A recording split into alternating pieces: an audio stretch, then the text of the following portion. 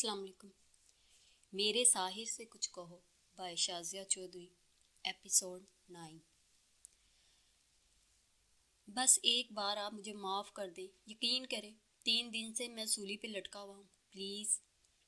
वो कमज़ोरी के बायस लड़खड़ा रही थी। मैं अज़राए हमदर्दी सहारा देने को आगे बढ़ा, मगर जो ही उसका हाथ थामने की कोशिश की, उसने तड़ाक से एक थप्पड़ मेरे मुंह पर रसीद कर दिया। मैं गाल पर हाथ रख के हक्का बक्का उसे देख रहा था। जब तक भाई बनकर सामने आते थे तो दिलो जान भी हाजिर थे। अब एक मर्द के रूप में आए हो तो मैं भी अपनी फितरत के मुताबिक एक औरत बनकर तुम्हारी पेशकदमी का जवाब दूंगी।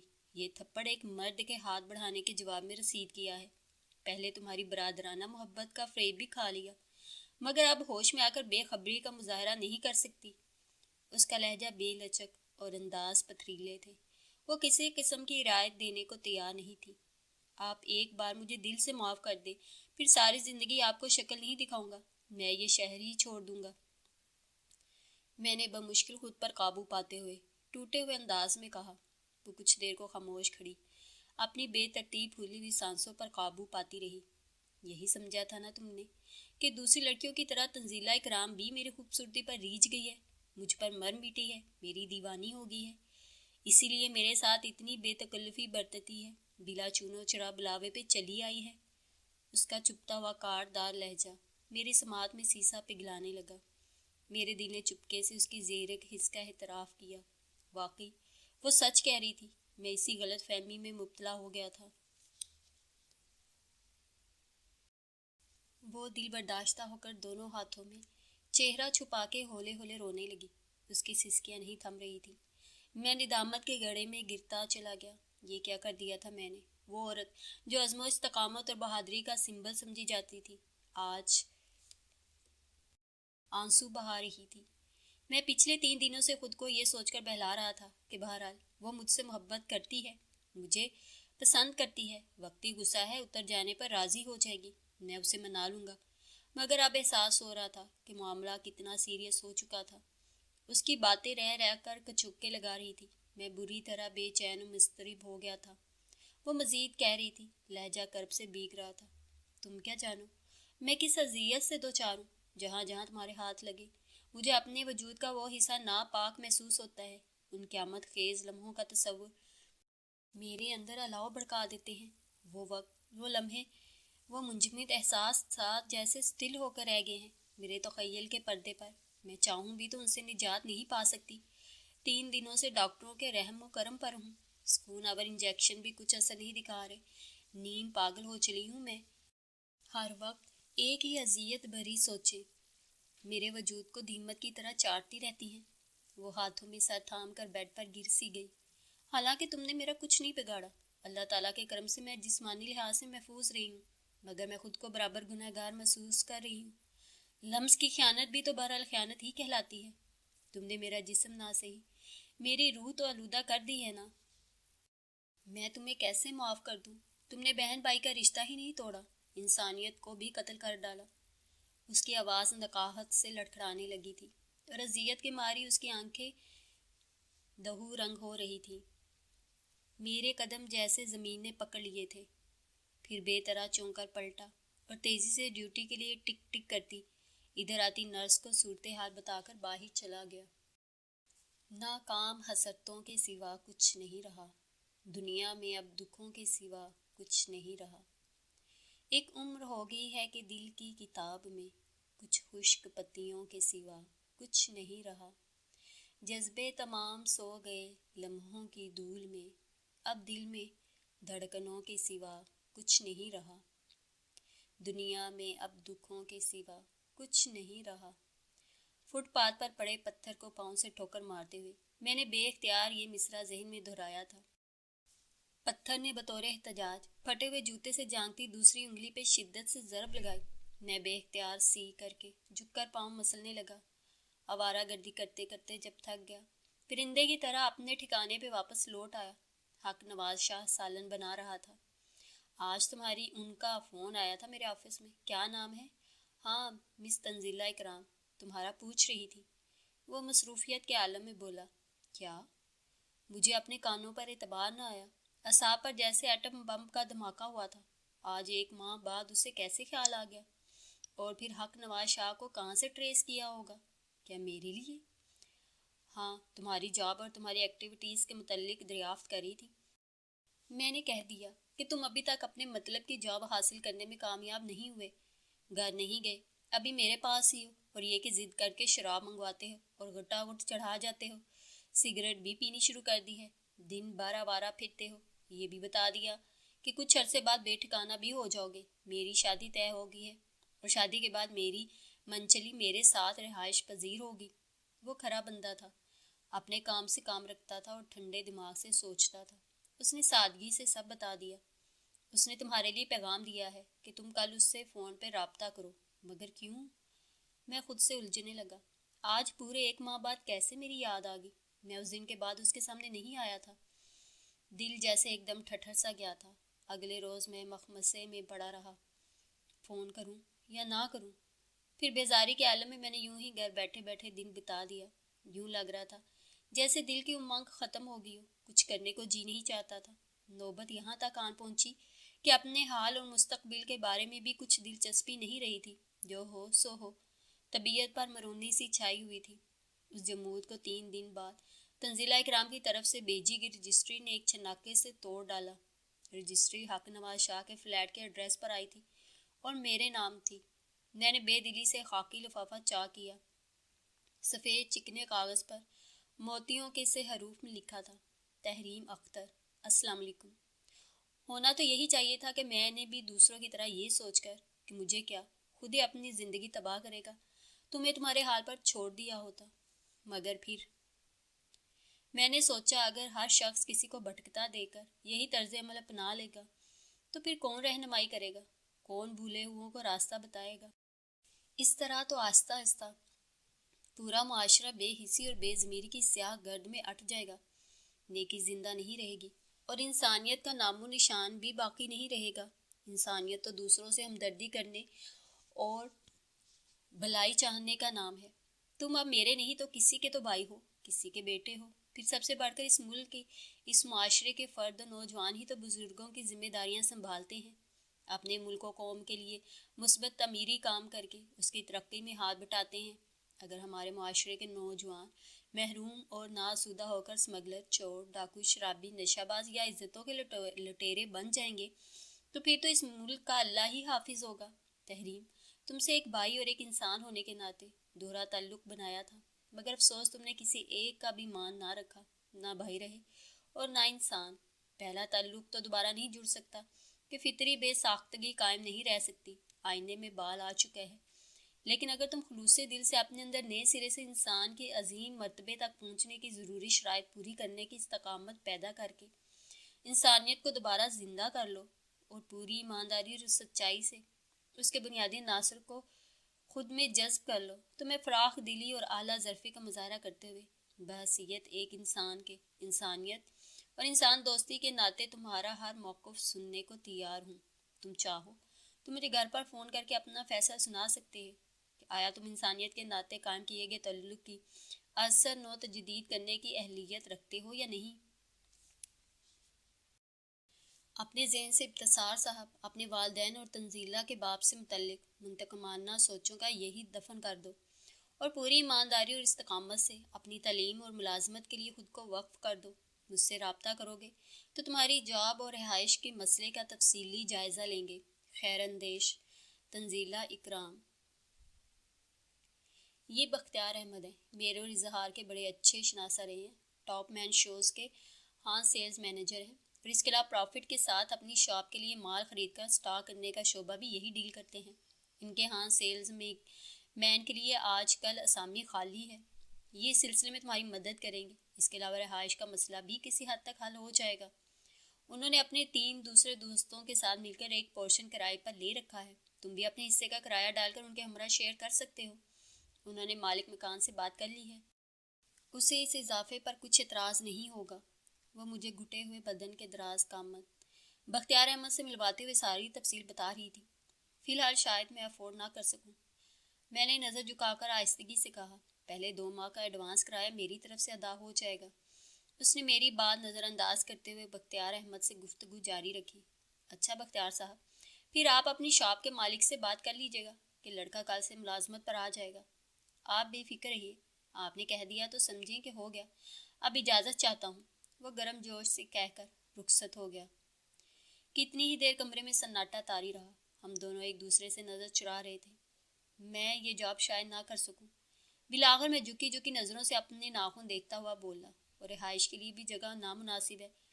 4 لوگ وہ ہیں، 5واں میں۔ ایک پورشن میں زیادہ سے زیادہ ایک ڈرائنگ روم، ایک بیڈ روم اور کچن ہوگا۔ میں شاید وہاں نہ رہ پاؤں۔ مجھے بند جگہوں پر گھٹن ہوتی ہے۔ وہ سر اٹھا کر بغور میری طرف دیکھنے لگی۔ اس کی آنکھوں میں عجیب استہزائیہ سی برفیلی کیفیت رقم تھی۔ میرا خیال ہے تم پرائم منسٹر ہاؤس میں درخواست دے دو کہ وہ عذرا عنایت کرسی خالی کر دیں تمہارے لیے، وہ عہدہ زیادہ مناسب رہے گا۔ اس کے جذبات سے آری روکھے لہجے میں طنز کی جھنکار تھی۔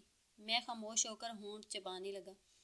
اتنے ناز و نام سے رہنے کی چاہ تھی تو گھر پر پورا آسائش ماحول چھوڑا ہی کیوں تھا؟ کیوں در بدر ہو خود کو برباد کیا؟ آپ سے مجھے کچھ نہیں چاہیے، ہو لینے دیجیے مجھے برباد۔ کیوں پرواہ کرتی ہیں میری زندگی کی کس کو ضرورت ہے؟ کس کے لیے بچاؤں، سنبھالوں، سنواروں؟ یوں ہے تو یوں ہی صحیح۔ زیادہ سے زیادہ یہی ہوگا نا کہ میں یوں ہی در بدر بھٹکتا ہوا تباہی کے ریلے میں اتر جاؤں گا اور ایک روز موت سے گلے جا ملوں گا۔ پھر کیا ہو جائے گا؟ بہت سے برباد ہوتے ہیں، مرتے ہیں، ایک میں بھی صحیح۔ آپ مجھے میرے حال پر چھوڑ دیں، خوش رہیں، بس مجھے معاف کر دیں ایک بار۔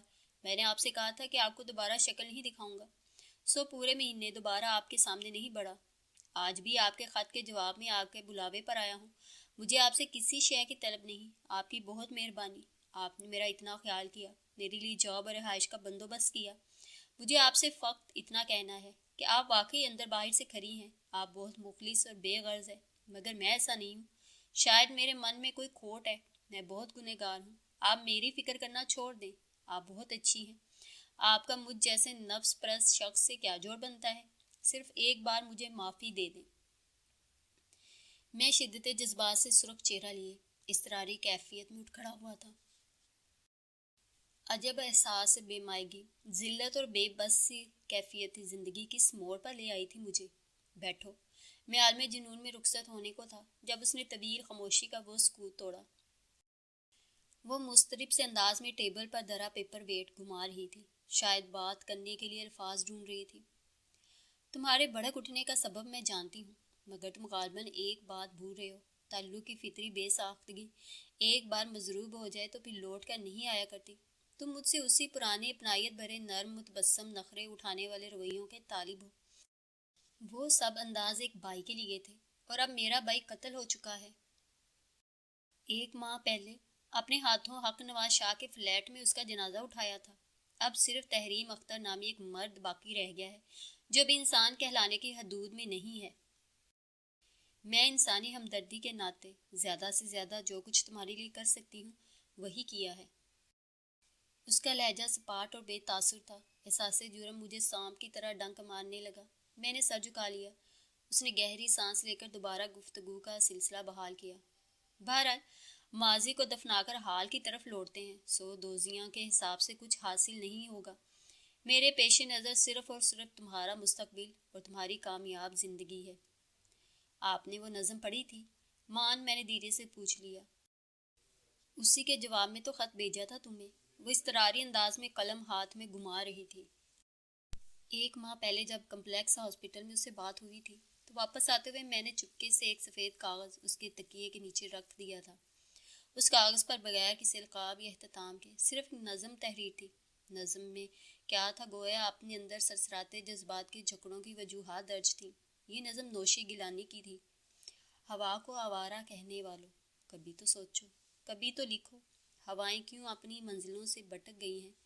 نہ ان کی آنکھوں میں خواب کوئی، نہ خواب میں انتظار کوئی، نہ ان کے سارے سفر میں صبح یقین کوئی، نہ شام اور اعتبار کوئی، نہ ان کی اپنی زمین کوئی، نہ آسمان پر کوئی ستارہ، نہ کوئی موسم، نہ کوئی خوشبو کا استعارہ، نہ روشنی کی لکیر کوئی، نہ ان کے دکھ پر کتاب لکھے، مسافرت کے عذاب لکھے۔ ہوا کو آوارہ کہنے والوں، کبھی تو سوچو۔ بہت معنی خیز نظم تھی۔ میں نے اپنا دل کھول کر رکھ دیا تھا اور غالباً 1 ماہ اس کو مد نظر رکھ کر بالآخر وہ فیصلہ کن نتیجے پر پہنچی تھی۔ تحریم: فی الحال تمہیں موجودہ حالات سے سمجھوتا کرنا پڑے گا۔ دیکھو، وقت بدلنے کے ساتھ ساتھ انسان کو اپنی ترجیحات اور خواہشات میں بھی تبدیلی لانا پڑتی ہے۔ یہ ٹھیک ہے کہ تم نے ماضی میں بہت عیش و آرام میں زندگی بسر کی، مگر اب موجودہ صورتحال میں تم اس کے متحمل نہیں ہو سکتے۔ ماضی کی تن آسانیاں بھول جاؤ۔ میدان عمل میں کودے ہو تو پورے ولولے اور سرفروشی سے آگے بڑھو۔ میرا خیال ہے کہ رہنے کے لیے فی الحال بختیار صاحب کے پورشن کے علاوہ اور کوئی اچھی جگہ نہیں ملے گی۔ ہاں، سیلز مین کی جاب سے میں بھی غیر مطمئن ہوں۔ تم 2-3 ماہ خرچہ پانی چلاؤ، میں اس دوران کوئی بہتر جاب تلاش کرتی ہوں۔ فی الحال تو یہی غنیمت ہے، کچھ نہ ہونے سے کچھ ہونا تو بہتر ہے۔ تمہارا سب سے اولین کام ہے دل لگا کر BA کی تیاری کرنا۔ نوکریاں بدلنے کی بجائے پورا دھیان اپنی تعلیم کی طرف دو۔ یاد رکھنا تحریم: انسانیت کے ناطے قائم کیے گئے اس تعلق کی حرمت پہ آنچ آئی تو میں تمہیں کبھی معاف نہیں کروں گی۔ ایسا کبھی نہیں ہوگا، میں نے جی جان سے یقین دلایا۔ میرے لیے آپ پہلے بھی محترم، مکرم اور مقدس تھی، اور اب بھی میرے دل میں آپ کا مقام بہنوں کی طرح۔ نام مت لو اس رشتے کا۔ اس نے بڑھ کر میری بات کاٹ دی۔ نفرت ہوگی مجھے اس رشتے سے، کوئی کسی کا بھائی یا بہن نہیں ہوتا۔ ارے آپ بختیار احمد، ایک فربہ اندام کی گوری سی خاتون، اپنی بچی کے لیے جوگرز پسند کرتی ہوئی مان بختیار صاحب کی طرف لپکی تھی۔ دن کے 11 بجے تھے۔ تھوڑی دیر پہلے ہی جناح سپر مارکیٹ کھلی تھی، اور اس میں واقعی ٹاپ مین شوز والوں نے بھی کچھ دیر پہلے ہی شٹر اٹھائے تھے۔ رش نہ ہونے کے برابر تھے، اس لیے خاتون کی بے یقین سی مسرت بڑی چہکار صاف سنائی دے رہی تھی۔ بختیار احمد بھی خوش دلی سے اس سے ملے۔ نغمہ عثمان: جی جناب، پہچان لیا، آپ میرے ہی ڈپارٹمنٹ میں ہوا کرتی تھی۔ اکنامکس میں ماسٹرز کے پہلے سال میں تھی جب آپ نے شوہر عثمان صاحب کو پیاری ہوگی۔ بہت خوب، تو گویا سب یاد ہے۔ اور کیا کر رہے ہیں آج کل؟ وہ لوگ حال احوال پوچھنے کے بعد ادھر ادھر کی باتوں میں لگ گئے۔ گروپ کے باقی لوگوں سے کبھی ملاقات ہوئی؟ یہ اظہار اور تنزیلہ لوگ کہاں ہوتے ہیں آج کل؟ اظہار تو 5-6 برس پہلے جرمنی چلا گیا تھا، مستقل وہیں رہائش اختیار کر لی ہے۔ کبھی کبھار بھولے بھٹکے سے 6 مہینے بعد فون پہ بات ہو جاتی ہے۔ اور تنزیلہ جی کی تو آپ کو خبر ہی ہوگی، ماسٹرز کے فوراً بعد اسٹار کو کمپنی جوائن کر لی تھی، سو وہیں ہوتی ہیں وہ۔ تنزیلہ اور اسٹار کمپنی کے نام پر میرے کان کھڑے ہو گئے۔ میں نہ چاہتے ہوئے بھی ان کی باتوں پر دھیان دینے پر مجبور ہو گیا۔ یہ وہی اسٹار کو کمپنی ہے نا، جہاں اظہار کے بڑے بھائی ایڈمن انچارج کے طور پر کام کرتے ہیں؟ ہاں، تنزیلہ اسی کے توسط سے کمپنی میں متعارف ہوئی تھی۔ کچھ عرصے اظہار نے بھی اسٹار کو کمپنی میں کام کیا تھا، پھر اکتا کر چھوڑ دیا اور چانس ملنے پر جرمنی چلا گیا پیسہ کمانے۔ بختیار صاحب آخر میں ہنس دیے۔ ان کی باتوں سے مجھے اندازہ ہوا کہ ابتسار بھائی سے چھوٹے اظہار بھائی ایک زمانے میں تنزیلہ اکرام کے کلاس فیلو اور قریبی شناسہ رہ چکے تھے۔ یہ انکشاف کم از کم میرے لیے خاصا حیران کن تھا۔ تنزیلہ نے کبھی بھولے سے بھی ذکر نہیں کیا تھا۔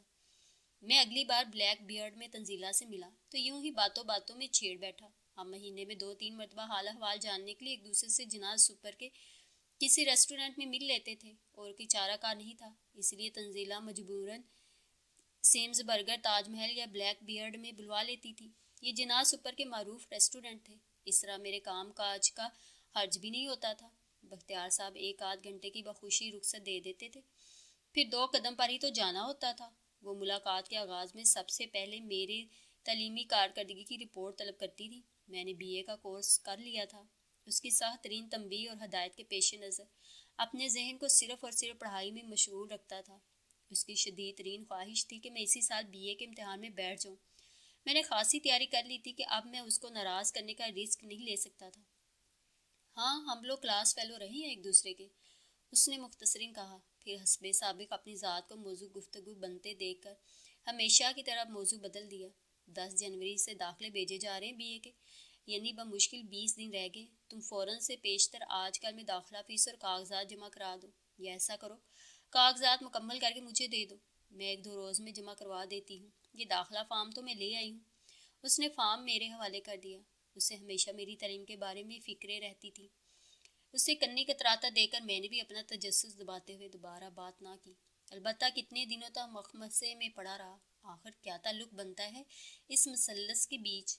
اظہار، ابتسار اور تنزیلہ اکرام، تینوں میں کیا رشتہ ہے؟ اس کی کیا نوعیت ہے جس کے باعث وہ اس موضوع پر بات کرنے سے خائف رہتی ہے؟ پھر BA کے امتحانات شروع ہو گئے اور تنزیلہ نے بختیار صاحب سے سفارش کروا کے مجھے 1 ماہ کی رخصت دلوا دی۔ میں تندہی سے پرچوں کی تیاری میں جت گیا۔ خدا خدا کر کے پیپرز ختم ہوئے تو تنزیلہ کے پاس ایک خوشخبری میری منتظر تھی۔ ایک کمپنی میں کمپیوٹر پروگرامنگ کے شعبے میں ویکینسی خالی ہوئی تھی۔ تنزیلہ کی دوڑ بھاگ اور کچھ میری خوش قسمتی کے سبب بالآخر یہ جاب مجھے مل گئی۔ اب مجھے صحیح معنوں میں سکون نصیب ہو گیا۔ واقعی ایسی جاب کو شایان شان کہا جا سکتا تھا۔ بہت زیادہ نہیں تو کافی حد تک مناسب اور قابل عزت تو تھی نا۔ سیلز مین شپ میں تو بندہ خام خواہ خود سے شرمندہ رہتا ہے، آنے جانے والے شناسہ چہروں سے چھپا چھپا پھرتا ہے۔ لوگوں کی جوتیاں سیدھی کرنا بھی کوئی جاب ہوا کرتی ہے۔ آخر ایک دن میں نے اسے بلوا ہی لیا۔ اس وقت ہم لوگ سیمز برگر کی سیڑھیاں طے کرنے کو تھے جب اچانک تنزیلہ کی نظر پارکنگ لاٹ پر رکتی گاڑی پر پڑی۔ ارے یہ تو مسز ہاشمی ہے، ہماری پڑوسن۔ تم ایسا کرو، اندر جا کر آرڈر دو، میں ان سے سلام دعا کر کے آتی ہوں۔ وہ مجھے اپنا بیگ پکڑا کر بعجلت پارکنگ لاٹ کی طرف بڑھی تھی۔ میں کندھے اچکا کر سیڑھیاں طے کرتا ہوا سیمز برگر میں داخل ہو گیا۔ کاؤنٹر کے پاس جا کر مینیو پڑھتے ہوئے کتنی ہی دیر انتخاب کرنے میں لگی۔ پچھلے دنوں تنزیلہ کی ترقی ہوئی تھی۔ میں نے مبارکباد دیتے ہوئے ٹریٹ مانگی اور وہ رضامند ہو گئی۔ آج طے شدہ پروگرام کے تحت ہم یہاں موجود تھے۔ یہاں پیمنٹ کر کے آرڈر دینا ہوتا ہے، اس لیے اس نے اپنا بیگ تھمایا تھا۔ بیگ میں والٹ ڈھونڈتے ہوئے میں نے بے دھیانی میں کچھ چیزیں نیچے گرا دی تھی۔ ادائیگی کے بعد سیٹ کی جانب پلٹتے ہوئے میں نے جھک کر بیگ سے گری چیزیں سمیٹی اور پھر سرخ نرم چمڑے کی آرام دہ نشست پر بیٹھتے ہوئے اطمینان سے انہیں بیگ میں ڈالنے لگا۔ اچانک بیگ کی اندرونی جیب میں مجھے 2-3 فوٹو نظر آئے۔ یوں ہی تجسس دور کرنے کے لیے نکال کر دیکھا اور پھر مجھے یوں لگا جیسے ریسٹورنٹ کی پوری عمارت کا ملبہ میرے اوپر آ گرا ہو۔ میرے اعصابی نظام کے پرخچے سے اڑنے لگے تھے۔ اپنی بینائی پر یقین نہیں آ رہا تھا۔ جی ہاں، انتخاب ہو گیا۔ مان وہ میرے مقابل کی سیٹ پر براجمان ہو گئی تھی۔ میں نے سلگتی ہوئی نگاہ اس پر ڈالی۔ نہ جانے کیا ہوا تھا، کوئی تعلق نہ ہوتے ہوئے بھی ان تصاویر میں اس کی کسی کے ساتھ دیکھ کر میری آنکھوں میں لہو اتر آیا تھا۔ پہلے یہ انتخاب تو دیکھ لیں، میں نے بلا کے زہریلے لہجے میں کہتے ہوئے تصویریں اس کے سامنے پھینک دیں، جنہیں دیکھتے ہی اس کا رنگ اڑ گیا۔ وہ نگاہ کترا کر تیز تیز پلکیں جھپکاتے ہوئے کاؤنٹر کی سمت دیکھنے لگی۔ کچھ وضاحت کرنا پسند فرمائیں گی؟ میرے لہجے میں تمسخر، تحقیر اور استہزاء سبھی کچھ تھا۔ میری رگوں میں دوڑتا ہوا خون جیسے انگاروں میں بدل گیا۔ پتہ نہیں کیوں یہ نظارے مجھ سے برداشت نہ ہو سکے تھے۔ میں اپے سے باہر ہو رہا تھا۔ تم نے کیا قصد کیا ہے ان سے؟ کچھ توقف کے بعد وہ خود پر قابو پا کر نہایت سکون سے میری آنکھوں میں دیکھتی ہوئی پوچھنے لگی، جو صاف نظر آ رہا ہے، میں نے دہکتے ہوئے کہا۔ اس نے گہری سانس لی اور بے تاثر انداز میں سر سیٹ کی پشت سے ٹکا دیا۔ میں نے پہلے بھی کسی زمانے میں تم سے کہا تھا کہ ضروری نہیں ہے کہ آنکھ کی گواہی سچی ہو۔ جو نظر آتا ہے وہ اصل میں ہوتا نہیں ہے، اور جو کچھ ہم ہوتے ہیں ویسے نظر نہیں آتے۔ وہ کچھ فاصلے پر رکھے پیڈسٹل پنکھے کے پروں کی حرکت پر نظر جمائے ہوئے سوچتے کہہ رہی تھی، تم نے ایک دفعہ کہا تھا کہ آپ بہت اچھی ہیں، سب سے مختلف اور منفرد، اور میں نے جھٹلاتے ہوئے بارہا تمہیں جتایا تھا کہ میں کوئی پراسرار چیز نہیں ہوں، عام سی لڑکی ہوں، عام سے خیالات اور جذبات و احساسات کی مالک۔ تم ایسا سمجھنے سے انکاری تھے تحریم۔ اچانک اس نے سر اٹھایا اور دونوں کونیاں ٹیبل پر ٹکا کر اپنا چہرہ ہاتھوں کے پیالے میں سجاتے ہوئے سنجیدگی سے مجھے دیکھنے لگی۔ اس کے چہرے پر عجیب و غریب تاثرات بکھرے ہوئے تھے۔ انسان اندر سے ایک ہی ہوتا ہے۔ محبت، نفرت، انتقام، پیار، ہمدردی، جنون، غصہ، یہ سب انسانی رویے ہیں اور سب میں موجود ہوتے ہیں۔ اس بات سے انکار ممکن نہیں۔ ہم سب انہی جذبات و احساسات کے مالک ہیں، مگر ہاں، اصل چیز ہے ان کا تناسب۔ اگر یہ تناسب بگڑ جائے تو انسان کا کردار بھی بگاڑ کا شکار ہو جاتا ہے، اور اگر اس تناسب میں توازن رہے تو ہر بگاڑ، ہر انتشار خود بخود سنورتا چلا جاتا ہے۔ کسی میں ایک جذبے کی شدت ہوتی ہے اور کسی میں کسی دوسرے جذبے کی فراوانی یا کمی ہوتی ہے۔ یہ زیادتی یا قلت ایک مخصوص حد پار کر جائے تو ایسے رویے غیر انسانی رویوں میں شمار کیے جاتے ہیں۔ بس یہی زندگی کے سارے کھیل کی بنیاد ہے۔ ایک زمانے میں میں بھی بہت بے وقوف، بھولی بھالی اور سیدھی سادی ہوا کرتی تھی۔ وہ جیسے کھو سی گئی تھی۔ میں دم بخود بیٹھا اس کے بولنے کا منتظر تھا۔ انکشاف کی گھڑی بالآخر آ گئی تھی۔ میں نے الجھے ہوئے انداز میں دوبارہ ان تصاویر کو دیکھا۔ ایک میں تنزیلہ ابتسار بھائی کی گاڑی میں فرنٹ سیٹ پر ان کے ہمراہ بیٹھی ہنستے ہوئے ان سے کچھ کہہ رہی تھی۔ گاڑی ایک گیٹ کے آگے رکی تھی اور عمارت کی پیشانی پر لکھا نام واضح تھا۔ یہ ایک ایسا گیسٹ ہاؤس تھا جو کہ در پردہ بدکاری کا اڈا تھا۔ بڑے بڑے اثر و رسوخ رکھنے والے لوگ اپنے ہمراہ لڑکیوں کو لے کر یہاں کچھ گھنٹوں کے لیے کمرہ کرائے پر لے کر داد عیش کرتے تھے۔ دوسری تصویر ایک بیڈ روم ٹائپ کمرے کی تھی۔ یہاں 2 بیڈ، ایک کرسی اور ایک میز رکھی ہوئی تھی۔ تنزیلہ بیڈ کے کنارے پر بڑے خوشگوار انداز میں بیٹھی ہوئی تھی، جبکہ ابتسار بھائی کوٹ اتار کر ہاتھوں میں لیے مسکراتے ہوئے اس سے کچھ فاصلے پر کھڑے تھے۔ یہ سین اس گیسٹ کے بیڈ روم کا تھا، کیونکہ بیڈ کی سائڈ پر پڑی پلیٹ پر اس گیسٹ ہاؤس کا مخصوص مونوگرام واضح نظر آ رہا تھا۔ ان تصاویر سے تو اندازہ ہو رہا ہے کہ کسی زمانے میں آپ کے ابتسار بھائی سے گہرے مراسم رہے ہیں۔ میرا طنزیہ انداز خود بخود معنی خیز بن گیا۔ تو کیا وہ فاتح اعظم ابتسار بھائی ہیں جنہوں نے آپ کے دل پہ کمان ڈالی اور اسے فتح کیا؟ میں نے کٹیلی نگاہ ڈال کر سپاٹ لہجے میں دریافت کیا۔ وہ عجیب ملول سے انداز میں مسکرا دی۔ مجھے یوں لگتا ہے ترین، جیسے میرے دل کا قلعہ کوئی بھی فتح نہیں کر سکے گا، کہ یہ اندر سے بہت سنسان اور تاریک ہے۔ میں ذہنی طور پر اتنا الجھا ہوا تھا کہ اس کے جملے کی ساخت اور تاثر پر غور کرنے کی زحمت نہیں کی۔ میں بے صبری سے اس کی شخصیت کے اسرار جاننے کا خواہاں تھا۔ بتائیے نا۔ کیا بتاؤں؟ وہ گہری سانس لے کر چھت کی سمت دیکھنے لگی۔ بہت چھوٹی سی ادھوری سی داستان ہے۔ میں اور اظہار یونیورسٹی فیلو تھے۔ اس کے منہ سے اسٹار کو کمپنی کا نام سن رکھا تھا۔ غائبانہ اس کے بھائی سے بھی متعارف تھی، مگر صرف نام کی حد تک۔ ایم اے کے بعد میں نے کمپنی جوائن کی تو شروع میں مجھے ایڈمن ڈپارٹمنٹ میں ابتسار صاحب کے انڈر کام کرنے کا آرڈر ملا۔ میرے دل میں اظہار کے بڑے بھائی ہونے کے ناطے ان کے لیے احترام کا جذبہ تھا۔ وہ بھی میرے ساتھ بہت اچھی طرح پیش آتے تھے۔ پھر میں نے اڑتی اڑتی خبریں ان کے خلاف سنی۔ میں محتاط ہو گئی، ان سے کھچی کھچی سی رہنے لگی۔ ایک دن وہ بڑے سنجیدہ موڈ میں میرے پاس آئے۔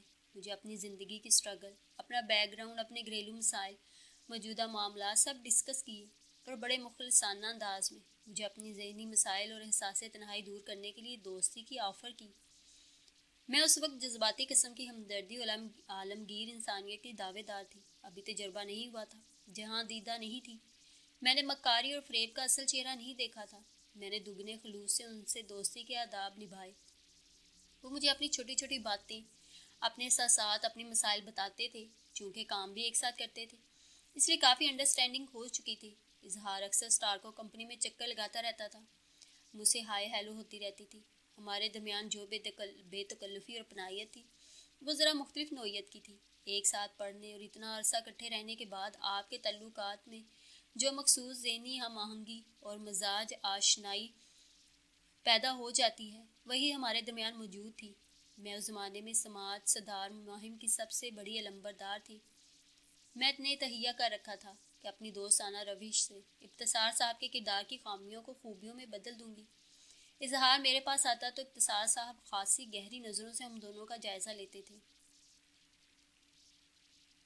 انہوں نے ایک بار مجھ سے اس کے بارے میں استفسار بھی کیا، مگر ڈھکے چھپے انداز میں۔ وہ ہمارے درمیان موجودہ تعلق کی نوعیت کا اندازہ لگانا چاہتے تھے۔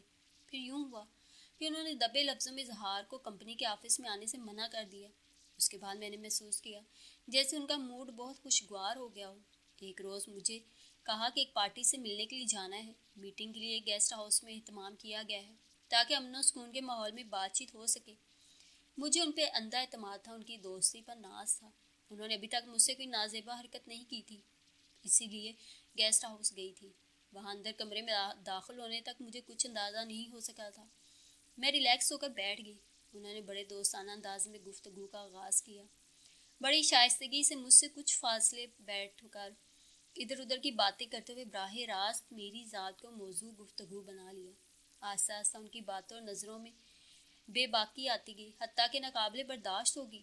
میرے اندر کی عورت کی چھٹی حس نے بیدار ہو کر خطرے کی گھنٹی بجا دی تھی۔ انہوں نے بڑے دلار سے مجھے چمکارا کہ ہم دونوں دوست ہیں اور دوست ایک دوسرے کو پیار کر کے اپنے جذبات کا اظہار کرتے ہیں۔ میں بہت تھکا ہوا ہوں اور تمہارے مہربان وجود کو اپنی تھکن سونپنا چاہتا ہوں۔ آؤ ایک دوسرے کی باہوں میں دنیا کے سب غم بھلا دیں۔ میں بہت بکھرا ہوا ہوں، ایک دوست ہونے کے ناطے تم مجھے سمیٹ لو۔ دوستی کے تمام تر دعووں کا عملی ثبوت دینے کا یہی وقت ہے۔ آؤ مل کے انجوائے کریں۔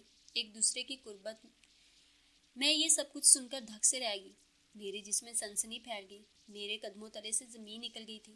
وہ عجب مدہوشی کے انداز میں اٹھ کر میری طرف بڑھے اور اس سے پہلے کہ وہ مجھے چھوتے میں نے پوری قوت سے چیخنا شروع کر دیا. انتظامیہ کے بندے دروازہ کھٹکھٹانے لگے. میں نے دوڑ کر دروازہ کھولا، پھر وہاں سے بھاگ کھڑی ہوئی. اس وقت میرے دل میں ابتسار نامی شخص کے خلاف شدید نفرت اور انتقام کے جذبات تھے. اس واقعے کے بعد میرا جی چاہتا تھا ابتسار کی بوٹیاں کاٹ ڈالوں، انہیں بم سے اڑا دوں. ان کی شکل پر لعنت بیچنے کو دل چاہتا تھا. میں نے سر سے کہہ کر اپنا ڈپارٹمنٹ تبدیل کروا لیا اور فنانس ڈپارٹمنٹ میں آ گئی. اظہار کو پتہ چلا تو خاصا حیران ہوا، اور پھر کچھ روز بعد آیا تو اس کی آنکھوں سے شعلے نکل رہے تھے. وہ بے حساب مجھ پر برس پڑا اور بے نقص سنانے لگا. کچھ عرصہ پہلے بھائی نے مجھ سے تمہارے متعلق پوچھا تھا کہ میں کس حد تک تم سے سیریس ہوں. میں نے دو ٹوک جواب دیا کہ میں تمہیں پسند کرتا ہوں اور مستقبل میں اپنی زندگی میں شامل کرنے کی خواہش رکھتا ہوں. انہوں نے جواب میں کہا کہ اس لڑکی کا کردار ٹھیک نہیں ہے، میرے انڈر کام کرتی ہے، میں اسے جانچ رہا ہوں. میں نے جواب میں جذباتی ہو کر ان کا گریبان پکڑ لیا اور تنبیہ کی کہ میں تنزیلہ کے خلاف ایک لفظ بھی نہیں سن سکتا. انہوں نے مجھے چیلنج کیا کہ میں ثابت کر سکتا ہوں کہ وہ کمزور نفس کی لڑکی ہے. میں دانہ ڈالوں تو ہمارے ہمراہ چلی آئے گی. اور پھر کل رات انہوں نے وہ تصویری ثبوت میرے سامنے لا پھینکا. اظہار کے ہاتھ میں یہی دو تصویریں تھیں جو اس وقت تمہارے ہاتھ میں موجود ہیں. وہ کچھ دیر کے لیے چپ سی رہ گئی. میرا رواں رواں کان بن کر اس کی داستان حیات سن رہا تھا. وہ چپ ہوئی تو میری آتش شوق سوا ہو گئی. پھر کیا ہوا؟ میں نے بے چینی سے مٹھیاں بھینچ کر کہا. کیا آپ نے اصل واقعہ اظہار بھائی کے گوشگوار کیا؟ اس وقت وہ کچھ سننے پہ آمادہ نہیں تھا. بعد میں نے اسے ساری صورتحال سے آگاہ کر دیا تھا، مگر اس کے دل میں بدگمانی کا بیج بویا جا چکا تھا. گویا ابتسار صاحب اپنے منصوبے میں بالآخر کامیاب ہو گئے تھے، جس کے بارے میں ہمیں بہت دیر بعد پتہ چلا. دراصل اپنی مخصوص فطرت کے باعث آفس میں کام کرنے والی ہر لڑکی کو اپنے دام میں اسیر رکھنا چاہتے تھے. اس لیے انہیں اظہار کا وجود کھٹکتا تھا، خصوصاً جب سے اظہار نے سنجیدگی سے میرے متعلق اپنے جذبات کا اظہار کیا تھا. اس کے بعد سے ابتسار صاحب کے اندر انتقامی منصوبہ پرورش پانے لگا تھا. انہوں نے اظہار کو مجھ سے بدظن کرنے کے لیے یہ ہتھ کنڈا استعمال کیا تھا. وہ ایک تیر سے دو شکار کھیلنا چاہتے تھے. میری سادگی اور بھول پن سے فائدہ اٹھا کر ایک طرف تو اس دوستی کی آڑ میں نفس کی تسکین کا سامان ہو جاتا اور دوسری طرف خفیہ تصاویر بنا کر اظہار کو پیش کرتے. اس کو مجھ سے متنفر کر دیا جاتا. ان کا ایک تیر تو نشانے نہیں لگا سکا، مگر دوسرا شکار ضرور ان کے ہاتھ آ گیا تھا. اظہار ان تصاویر کو حتمی ثبوت جانتے ہوئے مجھ سے بدگمان ہو گیا اور اتنا دل برداشتہ ہوا کہ ملک چھوڑنے کا پروگرام بنا بیٹھا. باہر تو ویسے بھی اسے جانا ہی تھا، یہ پہلے سے طے تھا.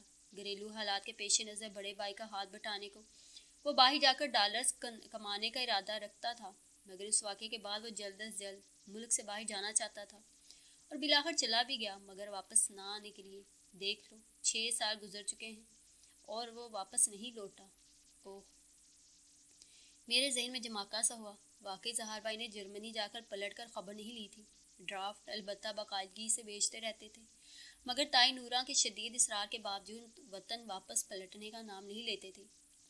تو کیا ابھی تک وہ یہی سمجھے بیٹھے ہیں کہ آپ ابتسار صاحب کے ساتھ انوالو ہیں؟ اور اس نے جانے کے کوئی 9 ماہ بعد مجھے فون کیا اور کہا. میں اندر کی بات جان گیا ہوں.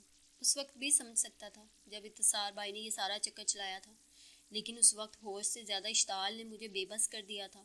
انہوں نے کچھ روز قبل فون پہ باتوں کے دوران یوں ہی کہہ ڈالا کہ یار وہ تمہاری کلاس فیلو تنزیلہ اکرام اچھی خاصی سلجھی ہوئی لڑکی ہے. میں تو یوں ہی سمجھتا تھا ایک بڑے بزنس مین کی بیٹی ہے، پیسے والی ہے، تم چاہو تو تمہارے لیے بات کرے اس کے باپ سے. میں ان کی جبلت سے آگاہ تھا. وہ تاعمر تمہیں میرے حوالے سے محترم و معتبر نظر سے نہیں دیکھ سکتے تھے کہ وہ ایک بار خود سے منسلک ہو جانے والی لڑکی سے تاعمر بے تکلفی برتنا اپنا حق سمجھتے ہیں. میں تمہیں کس طرح اپنے گھر لانے کا سوچوں جہاں ابتسار بھائی جیسے بد نظر اور بد باطن شخص سے تمہارا مستقل قسم کا قریبی رشتہ بن جائے گا. ابتسار بھائی کی خود پسندی اور ہوس پرستی نے میری زندگی کی سب سے بڑی خواہش کو حسرت میں بدل دیا ہے. پھر آپ نے ان کو جواب میں کیا کہا؟ میں نے بے قراری سے اسے دیکھا. اس نے طویل سانس لے کر اپنے اعضاء ڈھیلے چھوڑ دیے اور مبہم سا مسکرائی. کچھ بھی نہیں. میں کیا کہہ سکتی تھی؟ اس نے درست کہا تھا. جب اتنی بڑی تلخ حقیقت درمیان میں موجود تھی جس کے باعث تعلقات کی بے ساختگی ٹوٹ چکی تھی، وہ پرانے انداز نہیں لوٹ سکتے تھے. کچھ کھو جانے والی چیزیں دوبارہ نہیں ملا کرتی. مجھے یاد آیا ایک بار اس نے کہا تھا کھوئی ہوئی محبتیں کبھی واپس نہیں ملتی۔